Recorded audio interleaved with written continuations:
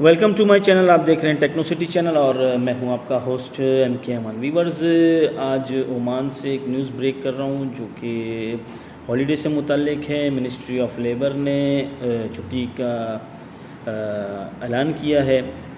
چھٹی کا اعلان بتانے سے پہلے آپ سے ریکویسٹ ہے کہ میرے چینل کو سبسکرائب کر لیں اور بیل آئیکن کے بٹن کو پریس کر لیں تاکہ آپ کو ایسی آنے والی اچھی ویڈیوز کا نوٹیفیکیشن ملتا رہے. تو منسٹری آف لیبر کی طرف سے جو رجب المرجب ہوتا ہے، 27 رجب کی جو چھٹی ہوتی ہے اس کا اعلان کر دیا گیا ہے.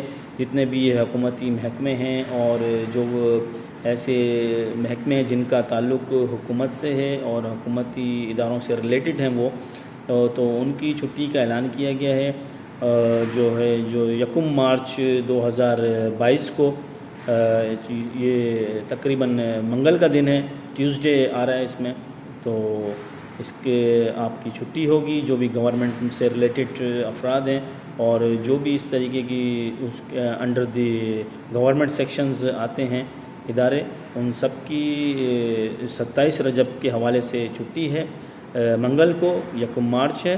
اور اس میں آپ کو جو لوگ اس میں ایک یہ بھی اناؤنسمنٹ کیا گیا ہے کہ اگر آپ کا ضروری ہے کام پر آنا یا آپ ضروری کام پر جیسے کہ آ سکتے ہیں آپ کے بغیر، یعنی کچھ ایسے کاروبار ہیں جو ایسے کام ہیں کہ جہاں پر امپلائی کا ہونا بہت ضروری ہے، تو اس حوالے سے آپ کو جو کمپنسیٹ کیا جائے گا، جو جتنا ٹائم آپ کی جاب کا ہے اس میں آپ کو اس کا کمپنسیشن ملے گا.